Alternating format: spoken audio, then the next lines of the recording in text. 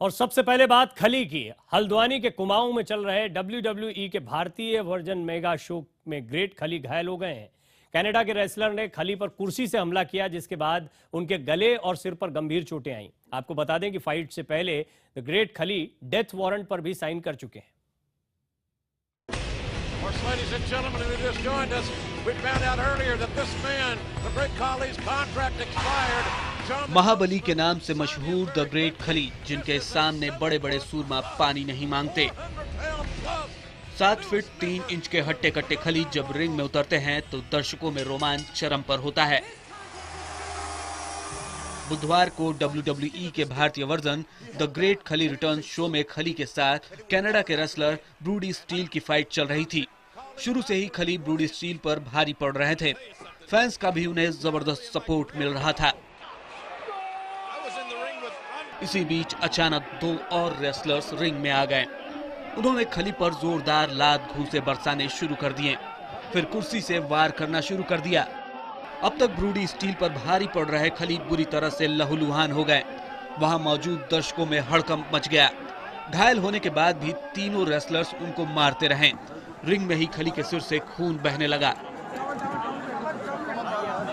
खली की ऐसी हालत देख दर्शकों ने वहां जबरदस्त हंगामा किया। आनंद में एम्बुलेंस बुलाई गई। बता दें कि अस्पताल के स्टाफ को खली को एम्बुलेंस से उतारने में पसीने छूट गए। स्टाफ के करीब 12 से 14 कर्मचारी भी उन्हें उठा नहीं पाए। आखिर में खली ने खुद ही हिम्मत जुटाकर किसी तरह उतरकर बाहर आए।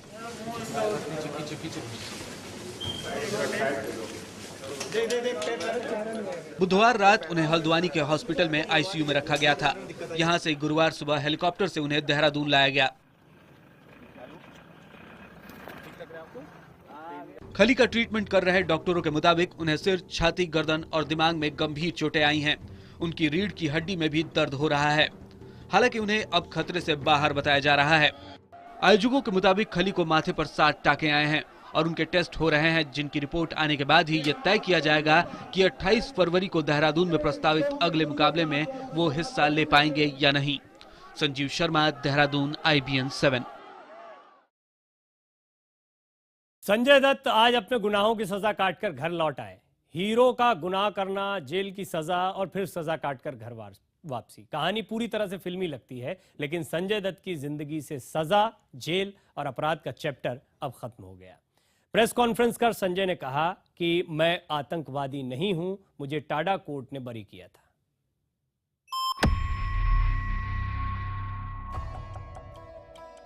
पुणे की यरवड़ा जेल के बाहर सुबह से ही जमावड़ा लगा था। संजय बाबा जेल से रिहा होने को थे। संजय की जिंदगी पर बायोपिक बना रहे राजू हिरानी जेल के बाहर शूटिंग की तैयारियों में व्यस्त थे। दरअसल संजू बाबा को जेल से निकलते हुए शूट करना उनकी फिल्म का एक सीन था। संजय की रियल लाइफ का ये शॉट उनकी रियल लाइफ का हिस्सा बनने वाला है। जेल से जुड़ी सभी प्रक्रियाओं को पूरा करने के बाद सुबह 8:30 बजे संजय जेल से बाहर आए। संजय दत्त ने यरवड़ा जेल पर फहरे तिरंगे को सैल्यूट किया, धरती को छूमा और फिर एक बड़ा बैग कंधे में डालकर जेल के बाहर आ गए। हाथ में एक हरे रंग की फाइल थी, जिसमें शायद जेल से संबंधित उनके रिकॉर्ड हो। इसके साथ ही संजय कैदी नंबर 16656 के तौर पर अपने विवादास्पद अतीत को पीछे छोड़ आए। 42 महीने की सजा काटकर जेल से निकलते वक्त 56 साल के संजय के चेहरे पर सुकून था। ब्लू शर्ट पहने संजय ने हाथ हिलाकर इंतजार कर रहे लोगों का अभिवादन किया। बाहर पत्नी मान्यता दत्त और उनके दोस्त उनका इंतजार कर रहे थे। यहाँ से व्हाइट SUV में बैठकर संजय दत्त सीधे पुणे एयरपोर्ट के लिए निकले। जेल से छूटने पर पहली प्रतिक्रिया के तौर पर संजय ने कहा कि दोस्तों, आजादी की राह इतनी आसान नहीं है। कल रात को मैं सोया नहीं, ना मैंने 4 दिन से कुछ खाना भी खाया है। क्या बात? और यही सोच के कि मैं ये गेट से बाहर जाऊंगा और मेरी फैमिली के साथ फिर जुड़ूंगा और हमेशा के लिए मैं वापस कभी नहीं आऊंगा। पुणे से सुबह 10:30 बजे चार्टर्ड प्लेन से रवाना हुए संजय दत्त 11:30 बजे मुंबई पहुंच गए। मुंबई पहुंचने के बाद उन्होंने सबसे पहले सिद्धिविनायक मंदिर जाकर बप्पा के दर्शन किए, जहां उन्होंने परिवार के साथ 15 मिनट तक पूजा की। जिंदगी की नई शुरुआत करने जा रहे संजय ने जरूर यहां बप्पा से आशीर्वाद मांगा होगा। संजय को देखने के लिए उमड़ी भारी भीड़ को देखते हुए सुरक्षा के इंतजाम किए गए थे। इस खास लम्हे में संजय को मां की याद आ रही थी। सिद्धिविनायक मंदिर से वो सीधे मरीन लाइन के बड़ा कब्रिस्तान पहुंचे, जहां उनकी मरहूम मां नरगिस दत्त की कब्र है। मां की कब्र पर पहुंचे संजय के दिल में क्या ये कसक नहीं रही होगी कि जिस नरगिस को हिंदुस्तान मदर इंडिया के अमर चरित्र के लिए याद करता है, उनका ही बेटा खलनायक साबित हुआ। क्या आज संजय दत्त ने अपनी मां से वादा नहीं किया होगा कि अब उनका कोई भी काम उनके परिवार के लिए शर्मिंदगी की वजह नहीं बनेगा? मेरी माँ हम सबको छोटा छोड़ के चली गई थी और कैंसर की बीमारी थी उनकी, और ये मेरा फर्ज बनता था कि मैं उनकी कब्र पे जाके कहूँ कि मैं आज़ाद हो चुका हूँ। संजय के स्वागत के लिए पाली हिल पर उनका इंपीरियल हाइट्स सुबह से ही तैयार था। संजय की रिहाई की खबर मिलते ही उनके चाहने वाले उनके घर पर पहुंच चुके थे। उनके स्वागत में बड़े बड़े होर्डिंग्स और पोस्टर लगाए गए थे। दोपहर 1:40 के करीब संजय अपने घर पहुंचे, जहां लोगों ने फूल मालाओं के साथ मुन्ना भाई का स्वागत किया। बहन प्रिया दत्त और परिवार के दूसरे लोग भी उनके स्वागत के लिए मौजूद थे। प्रिया दत्त के लिए बेहद भावुक लम्हा था। थोड़ी देर बाद संजय पत्नी मान्यता के साथ बाहर आए, प्रशंसकों का अभिवादन किया और फिर मीडिया से मुखातिब हुए। ऑनरेबल जज कोडे साहब ने जो कहा था कि तुम ये सुनना चाहते हो कि तुम टेररिस्ट नहीं हो, तो ये कोर्ट कहती है कि तुम टेररिस्ट नहीं हो, उससे बड़ी चीज मेरे लिए नहीं थी। बता दें कि आर्म्स एक्ट के तहत संजय को 5 साल की जेल हुई थी, लेकिन फिल्मों में सबका दिल जीतने वाले मुन्ना भाई ने अपनी नेक दिली से जेल प्रशासन और कानून व्यवस्था का भी दिल जीता। लिहाजा अदालत ने उन्हें सजा की मियाद से 8 महीने पहले ही रिहा कर दिया। हालांकि यरवदा जेल के बाहर गुरुवार सुबह से ही कुछ लोग अभिनेता की रिहाई का विरोध कर रहे थे। पुलिस ने एहतियात बरतते हुए प्रदर्शनकारियों को हिरासत में ले लिया। उनकी रिहाई के खिलाफ बॉम्बे हाई कोर्ट में पिटीशन डाली गई थी, जिस पर अब सोमवार को सुनवाई है। जेल की 4 दीवारों से निकलकर खुली हवा में सांस लेने की आजादी का एहसास क्या होता है, यह आज संजय दत्त से शायद ही कोई बेहतर जानता हो। 23 वर्षों तक पश्चाताप की आग में तपकर संजय दत्त आज सोना बनकर निकले हैं। उम्मीद करें आने वाले वर्षों में मुन्ना भाई अपनी फिल्मों के जरिए न सिर्फ मनोरंजन करे, बल्कि गांधीगिरी के सहारे लोगों को सही राह पर चलने का संदेश भी दे। कैमरामैन अयाज अहमद, मोहम्मद तारिक और विवेक गुप्ता के साथ दिनेश मौर्य, मुंबई, IBN 7। आज केंद्रीय रेल मंत्री सुरेश प्रभु ने बजट भी पेश किया है, तो अब खबर रेल बजट से जुड़ी हुई।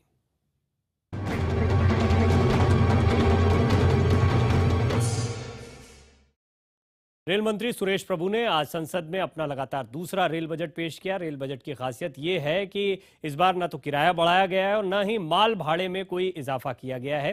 रेल मंत्री ने 2020 तक रेलवे को आदर्श बनाने और एक्सीडेंट के मामले में जीरो करने का लक्ष्य रखा है। लेकिन सवाल यह भी उठ रहा है कि जब रेलवे की कमाई नहीं बढ़ेगी तो ये लक्ष्य पूरे कैसे होंगे।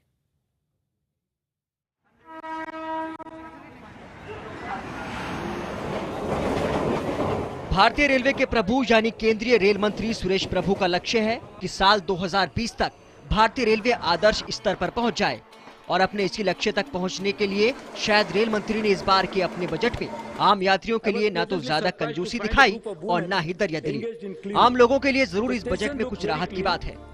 आम यात्रियों के लिहाज से सबसे बड़ी बात यह है कि रेल मंत्री ने इस बार यात्री किराए में कोई बढ़ोतरी नहीं की। किराया तो नहीं बढ़ाया, लेकिन आम यात्रियों के लिए 4 नई ट्रेनों की सौगात देने का ऐलान किया।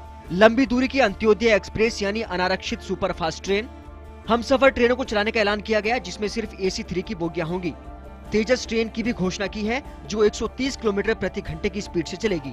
व्यस्त रूट पर यात्री दबाव कम करने के लिए रेल मंत्री ने उदय डबल डेकर सेवा का भी ऐलान किया। मैं 3 चुनिंदा रेलगाड़ी सेवाओं की घोषणा कर रहा हूं, हमसफर और तेजस और उदय। तेजस भारत में रेलगाड़ी यात्रा के भविष्य को दिखाएगी। 130 किलोमीटर प्रति घंटा और उससे अधिक गति पर चलित ये जवाबदेही और उन्नत ग्राहक संतुष्टि सुनिश्चित की जाएगी। रेल मंत्री ने अपने बजट में स्टेशनों पर सुविधाएं बढ़ाने पर भी खास ध्यान दिया, जिसके तहत रेलवे ने 400 स्टेशनों को निजी भागीदारी से विकसित करने का फैसला किया। साथ ही 311 स्टेशनों पर CCTV लगाने का लक्ष्य है। रेल मंत्री ने महिलाओं को टिकटों में 33% आरक्षण और शिशु आहार योजना शुरू करने का भी ऐलान किया। जननी सेवा, हम शिशुओं के साथ यात्रा करने वाली महिलाओं की कठिनाइयों को कम करना चाहते हैं। गाड़ियों में बच्चों के लिए खान पान के पदार्थ उपलब्ध कराए जाएंगे। इसके अलावा स्टेशनों पर शिशु आहार, गर्म दूध और गर्म पानी उपलब्ध कराया जाएगा। मुंबई को लोकल के मामले में कुछ खास नहीं मिला, लेकिन चर्च गेट, विरार और CST और पनवेल के बीच एलिवेटेड कॉरिडोर की सौगात जरूर मिली। रेल मंत्री ने दावा किया कि पिछले साल रेलवे में हादसों की संख्या कम हुई है, लेकिन अभी लक्ष्य हासिल नहीं हुआ। रेल मंत्री ने इसके लिए जापान, कोरिया और दूसरे देशों के रेलवे रिसर्च इंस्टीट्यूट से साझेदारी की। साथ ही बिना चौकीदार की क्रॉसिंग को 3 से 4 साल में खत्म करने का लक्ष्य रखा गया। वर्ष 2015-16 में हमने 350 चौकीदार वाले लेवल क्रॉसिंग बंद किए हैं और 1000 बिना चौकीदार वाले लेवल क्रॉसिंग समाप्त किए हैं। वर्तमान वर्ष में 820 red over bridge, road under bridge को पूरा किया गया है और 1350 पर कार्य प्रगति पर है। 2020 तक के लक्ष्य के लिए फंड कैसे जुटाया जाएगा, रेल मंत्री ने अपने बजट में ये भी बताने की कोशिश की। रेल मंत्री ने इस साल रेलवे में 1.21 लाख करोड़ रुपए के निवेश का लक्ष्य रखा, जिसमें से 40,000 करोड़ केंद्रीय बजट से मिलेगा। रेलवे ने अलग अलग माध्यमों से 18,580 करोड़ रुपए जुटाने का भी लक्ष्य रखा, जिसमें LIC ने भी रेलवे में निवेश करने पर सहमति जताई। प्रधानमंत्री मोदी ने रेल बजट को बेहतरीन करार दिया। एक विचारशील बजट प्रस्तुत करने के लिए मैं रेल मंत्री सुरेश प्रभु को बहुत बहुत बधाई देता हूं। यह रेल बजट देश की अर्थव्यवस्था में दूरगामी सकारात्मक योगदान करेगा। एक तरफ जहां प्रधानमंत्री इस बजट को आशावादी करार दे रहे हैं, वहीं विपक्ष इस बजट को नई बोतल में पुरानी शराब बता रहा है। विपक्ष का आरोप है कि रेल मंत्री ने धन जुटाने से लेकर सुरक्षा पर ध्यान नहीं दिया। हमें तो पिछले साल की तरह घिसा पिटा बजट लग रहा है, उसमें कोई नई चीज नहीं, कोई भी क्रांतिकारी या रिफॉर्मेटिव जैसी बात चल रही थी कि वो आउट ऑफ बॉक्स सोच के लाएंगे, वो भी इसमें कहीं नहीं दिखाई देता। विपक्ष के आरोपों पर सरकार की तरफ से सफाई भी आई, लेकिन ये देखना दिलचस्प होगा कि सुविधाओं की बरसात यात्रियों तक कब तक पहुंच पाती है। Bureau report, IBN 7। प्रधानमंत्री ने बजट पर पीठ थपथपाई तो विपक्ष जैसा आमतौर पर हमला करता है उस तरह से हमला किया और इस बजट को कुछ खास नहीं बताया। लेकिन जिनकी उम्मीदें थी, यानी आम लोग, यानी आम जनता, उन्होंने इस बजट के बारे में क्या कहा, ये आपको सुनवाएंगे। इस बार के रेल बजट में मुंबई में रेल प्लेटफॉर्म की ऊंचाई बढ़ाए जाने की योजना है और मुंबई में 2 एलिवेटेड कॉरिडोर भी बनाए जाने की बात रेल मंत्री ने कही है। अब आपको ले चलते हैं मुंबई और जानने की कोशिश करते हैं कि मुंबई की जनता इस रेल बजट को लेकर क्या सोचती है। रेल मंत्री सुरेश प्रभु ने अपना बजट पेश कर दिया है। इस बजट में मुंबई की लोकल ट्रेनों को सुविधाजनक बनाने के लिए कुछ योजनाओं का जिक्र किया गया है। इन योजनाओं को लेकर, इन घोषणाओं को लेकर मुंबई करों का क्या कहना है, इस पर बात करने के लिए हमारे साथ खुद ट्रेनों में सफर करने वाले मुसाफिर है, सीधे इनसे बात करते हैं। आपको क्या लगता है कि जो आज ऐलान, किराया नहीं बढ़ा है, इससे आप खुश है? किराया नहीं बढ़ा है? किराया बढ़ाएगा तो भी चलेगा, लेकिन जो पब्लिक का ये है, जो डिमांड है कि जो ज़्यादा ट्रेन में ये करो, वो उसका कुछ फ़ायदा नहीं। जो पहला जो ये है वो सुधारो तो ही पब्लिक को कुछ ये मिलेगा, नहीं तो क्या है, खाली बजट में कुछ नहीं करेगा, उसका कुछ सवाल नहीं है। इस बार एलिवेटेड ट्रेन शुरू करने की बात की है, आपको लगता है सही आप लोग के लिए फ़ायदा होगा ट्रैवल करके? देखिए, अगर होता है तो ठीक ही रहेगा ना हमारे लिए। इसी साथ में प्लेटफॉर्म की हाइट को लेके काफ़ी हर बार सवाल उठते थे, लोग गिरकर कट जाते थे उस गैप के अंदर। अब हाइट बढ़ा रही है, आपको लगता है एक अच्छा फैसला है? हाइट बढ़ाना कोई अच्छी बात नहीं है। सबसे बड़े तो आपका ये जो RPF है, तो इनको देखना चाहिए कि लोग क्यों लटकते हैं। बहुत लोगों को मैंने देखा है साइड में पैर चला के करते, इसको रोकना बहुत अनिवार्य है। आप जो आज बजट रखा गया, इसमें दाम नहीं बढ़ा है टिकट्स का, आपको लगता है आप लोग को एक राहत है? राहत तो है, लेकिन सेफ्टी की दृष्टिकोण से आप देखा जाए तो काफ़ी कुछ करना बाकी है। लेकिन इस बार ज़्यादा ट्रेन, कोई भी नई ट्रेन का ऐलान नहीं किया, इसको लगता है कि आप लोग के लिए चल जाएगा जो फिलहाल सर्विस है, या फिर आप भी चाहते हैं कि ज़्यादा से ज़्यादा ट्रेनें बढ़े? नहीं, फिलहाल ट्रेन तो बढ़नी चाहिए क्योंकि पब्लिक ज़्यादा हो गई है बॉम्बे में, तो ट्रैवलिंग के लिए प्रॉब्लम हो रहा है, तो ट्रेन की ज़्यादा ये चाहिए, ट्रेन ज़्यादा बढ़नी चाहिए। तो देखिए, ये मुंबईकर है जिनकी प्रतिक्रिया काफ़ी ज़्यादा मिली जुली है।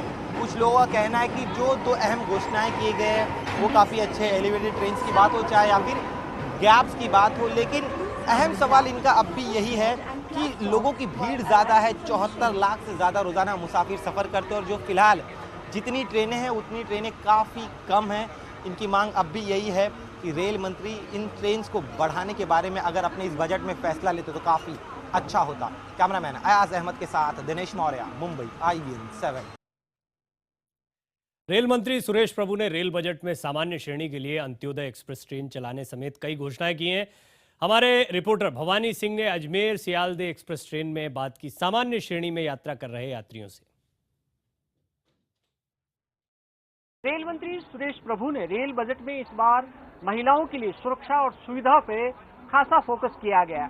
हम हैं काठगोदाम रानीखेत एक्सप्रेस ट्रेन के अंदर और महिलाएं इस कोच के अंदर काफी संख्या के अंदर हैं। जी आप बताएं कि इस बार जो रेल बजट के अंदर महिलाओं के लिए सुविधा पर काफी फोकस किया गया है, जो खास तौर पर जो प्रॉब्लम आती थी कि जो खास तौर पर सीटों को लेकर, उसमें जो बीच की सीटें हैं वो महिलाओं के लिए।